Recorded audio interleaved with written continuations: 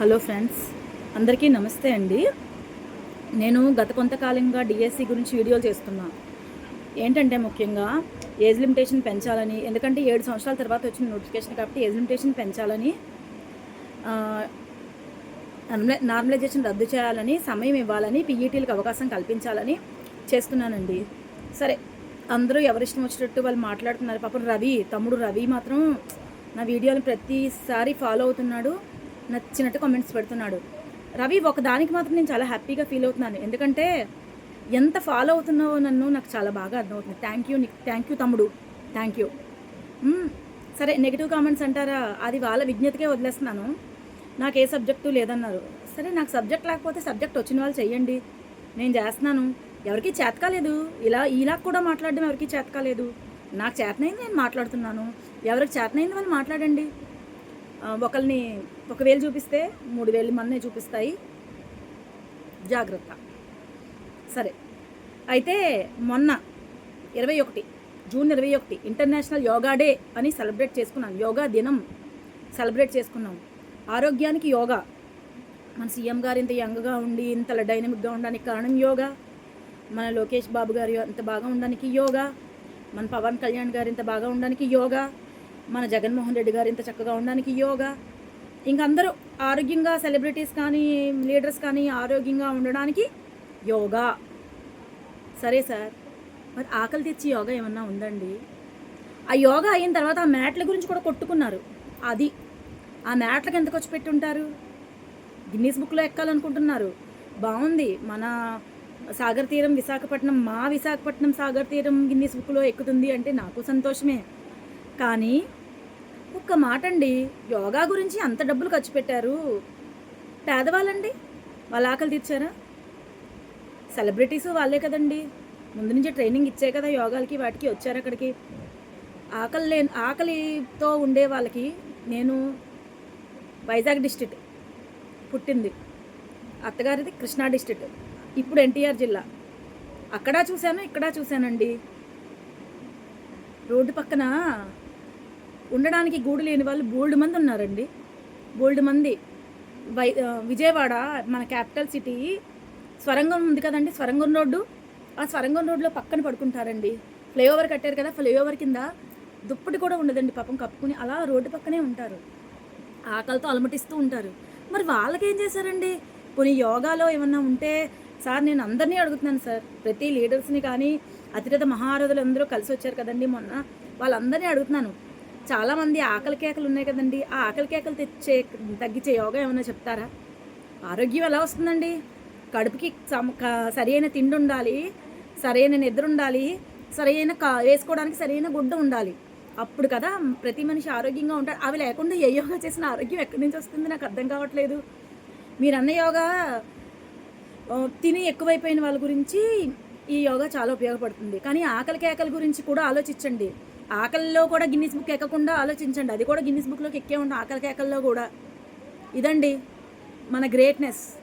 నా భారతదేశం, నా ఆంధ్రప్రదేశ్ అంటే ప్రతి రాష్ట్రంలోని నా దేశం యొక్క గొప్పతనం. ఆకలి కేకలు అన్నీ సెలబ్రేట్ చేస్తారు. ఇప్పుడు ఒక ఎమ్మెల్యే గెలిస్తే ఆ నియోజకవర్గంలో ఆ ఎమ్మెల్యే పెళ్ళాంది పుట్టినరోజు చేసేస్తారు, కేకులు కట్ చేసేస్తారు. ఆ ఎమ్మెల్యే కొడుకుదుంటే కొడుకుది కట్ చేసేస్తారు. ఆ ఎమ్మెల్యే కూతురుదుంటే కూతురిది కేకులు కట్ చేసేస్తారు. ఆ ఎమ్మెల్యే పెంచుకునే కుక్క ఉంటే కుక్కది కట్ చేసేస్తారు. ఆఖరికి మినిస్టర్లు వాళ్ళ భార్యలది, వాళ్ళ పెంపుడు కుక్కలవి, వాళ్ళ బెళ్ళాలి, అందరివి పుట్టినరోజులు చేసి కేకులు కట్ చేసేస్తారు. ఆకలితో ఉన్న వాళ్ళకి అన్నం పెడుతున్నారండి, కేక్ కట్ చేసి మీ గొప్పతనాన్ని చూపించుకుంటున్నారు. ఆ నాయకులలో మీరు ఏదో గొప్ప అవ్వాలని నలుగురికి అన్నం పెట్టకపోయారా? అంతెందుకండి, విజయవాడలోని వరదలు వచ్చాయి కదా, వాగును అడ్డంగా కట్టేయడం వల్లే వాగు పొంగిందండి. ఏంటి, ఏకంగా 70 అడుగులు ఉందని 10 అడుగులు చేస్తే మరి వాగు పొంగకు ఏమవుతుంది? అడ్డంగా ఇల్లు కట్టేస్తే. ఆ వాగు పొంగినప్పుడు కూడా అందరూ పులిహోర ప్యాకెట్లు, అన్నం ప్యాకెట్లు చేసుకెళ్లారు. అప్పుడు కూడా ఎమ్మెల్యే కళ్ళల్లో పడాలా, ఎంపీ కళ్ళల్లో పడాలా, మినిస్టర్ కళ్ళల్లో పడాలా అని పెట్టుకెళ్ళిన వాళ్ళే ఎక్కువ మంది అండి. నిజాయితీగా చేసిన వాళ్ళు తక్కువ మందే ఉన్నారు. ఇదండి మన దౌర్భాగ్యం.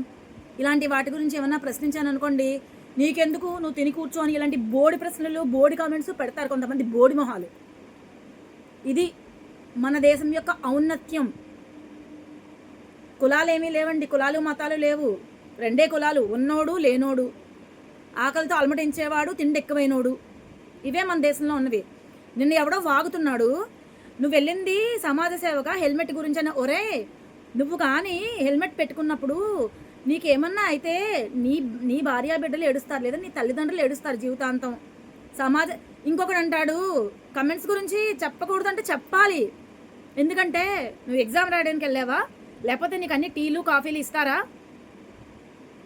మేము 2 పిల్లల్ని కని సర్జరీలు చేయించుకున్నాం, సిజేరియన్స్ చేయించుకుని 2 పిల్లల్ని కన్నాం. ఒక తల్లి ఎవరైనా సరే, ఒక ఉమెన్ పురిటి నొప్పులు పడేటప్పుడు, పిల్లల్ని కనేటప్పుడు, నిన్ను కూడా మీ అమ్మ కనింది కదా, కన్నప్పుడు చచ్చి బతుకుతారు. వాళ్ళ ఆరోగ్యంలోని, వాళ్ళ బాడీలోని చాలా చేంజెస్ వస్తాయి. అలాంటప్పుడు వాళ్ళకి వాష్రూమ్ అనేది చాలా ఇంపార్టెంట్. వాష్రూమ్కి వెళ్ళాలి అంటే సిగ్గుపడితే ఎలాగ, వాష్రూమ్ అనేది చాలా ఇంపార్టెంట్. వాటర్ అనేది చాలా ఇంపార్టెంట్. కనీస అవసరాలు అవి, కనీస అవసరాలు. 750 కట్టించుకున్నారు ఎగ్జామ్కి, మా కనీస అవసరం అది. అది అడిగితే ఎందుకు నొప్పి వచ్చేస్తుంది మీకు?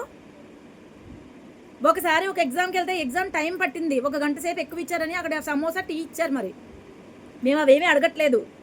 అట్లీస్ట్ కనీసం వాష్రూమ్లో వాటర్ ఉండాలి కదా. ఇది మరి అన్నారు కదా అందరూ, ఏంటి స్వచ్ఛ భారత్ స్వచ్ఛ భారత్ అన్నారు కదా. స్వచ్ఛ భారత్ అంటే బాత్రూంలో నీళ్ళు పెట్టకపోవడం స్వచ్ఛ భారతా? అంతేలే, కొంతమంది మన ఇంట్లో చెత్తను తీసుకెళ్ళి పక్కింట్లో పంపే వాళ్ళు ఇలాగే మాట్లాడుతుంటారు, ఇంకొకరిని ఇలాగే కించపరుస్తుంటారు. నన్ను కించపరిచినంత మాత్రంలో నేను ఏడ్చేసి గుగ్గులు పెట్టేసే టైప్ కాదు. మీలాంటి బోలెడు మంది పురుష పొంగవులు మాట్లాడలేని మాటలు నేను మాట్లాడుతున్నాను. మీరు ప్రశ్నించలేక కూర్చుంటే నేను ప్రశ్నిస్తున్నాను. ఎంతోమంది తరపున నేను మాట్లాడుతున్నాను. నా మాటల్లో మీకు ఏం తప్పు కనిపించింది? మీరు ప్రశ్నించలేరు, నేను ప్రశ్నిస్తున్నాను. ప్రశ్నిస్తేనే అరెస్టులు చేసేస్తారా? ప్రశ్నిస్తే కేసులు పెట్టేస్తారా? నాకు తెలియట్లేదు.